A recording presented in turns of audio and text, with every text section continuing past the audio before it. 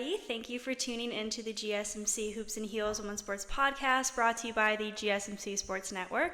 My name is Samantha, and I'm going to be your guys' show host. We have a very exciting episode for you guys. We are going to be covering Caitlin Clark making history with the first triple-double, Wimbledon update, NWSL update, the Team USA roster for the Japan All-Star Series, and make sure you guys stay till the end of the show to hear about Brittany Howard's retirement in the PWHL, and also how PWHL Toronto did with their team dynamics last season. Before we begin, I wanted to ask you guys to like and follow the show, and to become a part of our show to tip and donate using the link gsmcpodcast.net. Also, we do get a lot of questions that come from viewers during the show.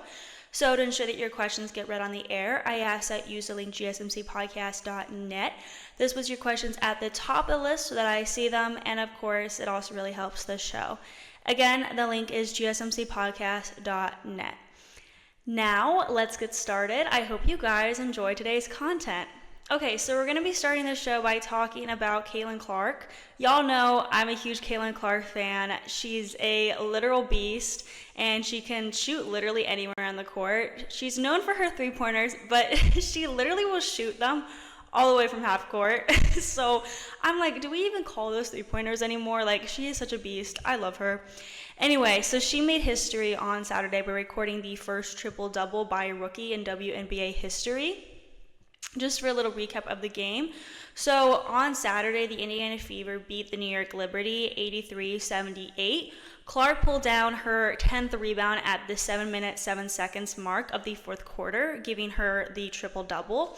She finished the game with 19 points, a season-high tying 13 assists and 12 rebounds. Clark reached the triple-double in the 22nd game of her WNBA career. It was also the first triple-double in Fever history, going back to the launch of the franchise in 2000. Clark had 17 triple-doubles in her college career at Iowa, and the Hawkeyes won all of those games. Clark may have been the first rookie to record a triple-double, but, she's not the first player to do it this season. Alyssa Thomas, who also holds the career record for triple-doubles, has 2, and Lyshia Clarendon recorded 1 for the Sparks, bringing the total for the season to 4. Clark is the 16th player in WNBA history to notch a triple-double, and I honestly thought it was more than 16. But it's not, so that's something that I was a little bit shocked about, but it's super cool that she is 16th player to do that. Cheryl Swoops recorded the first on July 27th, 1999 with 14 points, 15 rebounds, and 10 assists when she played for the Houston Comets. She got a second in 2005. Margot Didek, Lisa Leslie, Deanna Nolan, Tamika Johnson, Mariah Jefferson, Courtney Williams, Satu Sabali, Sugg Sutton, and Clarendon each have 1 triple-double, while Courtney Vandersloot and Chelsea Gray each have 2. Sabrina Ionescu and Candace Parker have 3 each to tie for the number 2 spot, but Thomas is far ahead of anyone else with 13 triple-doubles, which is insane. 13, that's crazy. Clark, though, was actually more excited about the fact that the Fever beat the Liberty, ending the franchise's 9-game losing streak to New York. Clark and the Fever had lost 3 times to the Liberty earlier this season, 2 of them in 36-point blowouts. During the post-game conference, Clark said, quote, "I'm just happy we won. I take a lot of pride in being able to do a lot of different things for this team. I think we're really good when I can get the ball off the glass and just go and transition and find my teammates and set them up. We're definitely playing good basketball. We're playing together better, but I think the biggest difference for us has been when teams make runs, we don't crumble. We always believe we're in the games," unquote. This is huge that Clark was able to secure a triple-double as a rookie. She's currently in the race for Rookie of the Year with Angel Reese, and Reese right now is tallying 13 consecutive double-doubles, which is a WNBA record. So Reese is making WNBA history right now, and because of that, she's been making a good case for her to become Rookie of the Year. But now with Clark's triple-double, she has definitely shown that she deserves that Rookie of the Year award as well, and has made even more of a name for herself. Indiana Fever coach Christy Side said about Clark, quote, "First and foremost, she is the most competitive human being I've ever met. I really compare her to Diana Taurasi. She's always looking to find ways to get better. How can I help the team? What can I do? She found a rhythm tonight. The timing for her players is getting better every game. Those passes that she was making early, we just weren't ready for them. Now the chemistry is there, the timing is there, and that's going to keep getting better. She just wants to win. To me, she's going to be my Rookie of the Year every day," unquote. So we know that Clark has been getting lots of attention and has stirred up a lot of drama, not intentionally, but that's just what happens when you get a lot of attention in the media, unfortunately. And that issue has been going on since the WNBA preseason. Jason Whitlock of Blaze TV's Fearless discussed the anti-Caitlin Clark propaganda campaign to once again publicly minimize the significance of Clark. I've talked about this multiple times on this channel that, I'm a Clark fan, but I also do think that there's other people that deserve attention as well, but we can't minimize her talent. That's what I don't like. It's when you start bringing other people down to make her seem better, or the opposite way around, if that makes sense. That's just what that irked me, and it's not helpful to the women's sports at all. Just by looking at Caitlin Clark's stats, though, you can't argue that she isn't one of the best rookies in the league, if not one of the best players in the league. She has made a huge difference in the league. We know that.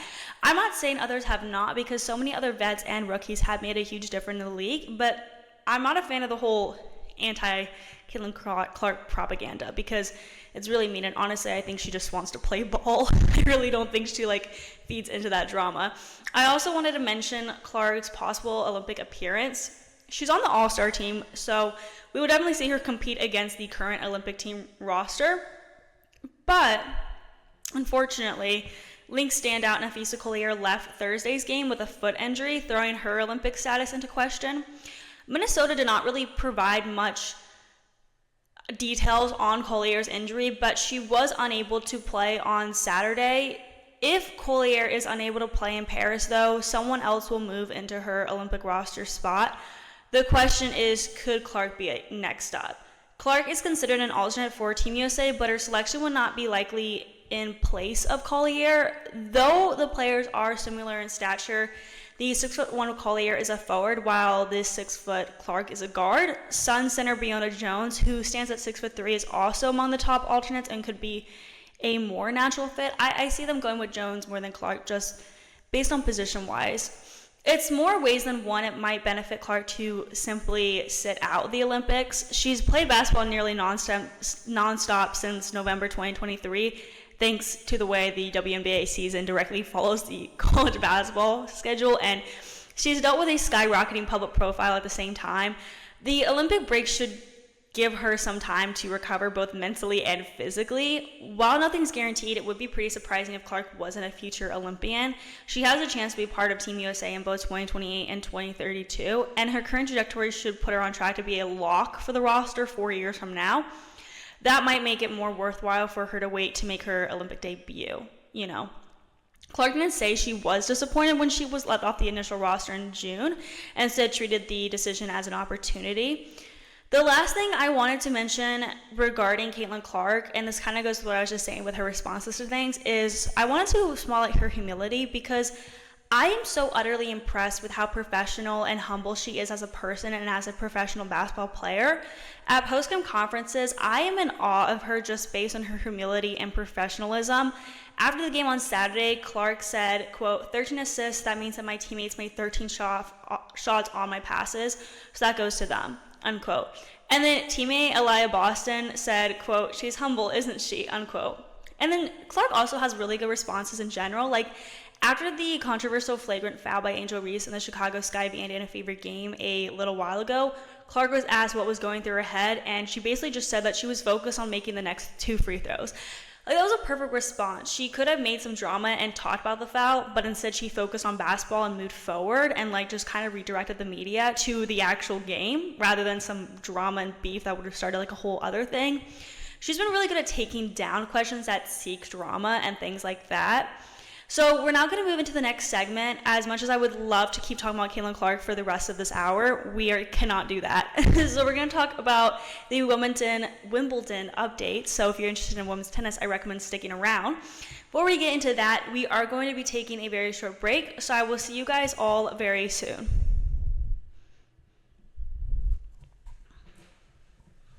I feel like I'm losing my mind. Is everybody in the world blind? Please, Lord, give me a sign, a sign. I feel like I'm losing my mind. Is everybody in the world blind? me a sign, a sign. I wanna be the greatest. Everybody on the fake shit. I look around and feel like everybody is the fakest. I make this every day and I'm impatient, hoping one day I blow up from the basement. Statement, the top is so vacant. I don't hear shit that I think is amazing. Waiting for my day when I'm playing sold out shows for 1,000 faces. Hey, give me that crown, get in my way and to be put down. It ain't your place, all this my town. If I want that shit, then I'll get it right now. I'm losing it, the noose it fits, I'm losing shit. A stupid myth, you choose to live or choose to dip. You choose to fight or lose your grip and lose a gift. I feel like I'm losing my mind. Is everybody in the world blind? Please, Lord, give me a sign, a sign. I feel like I'm losing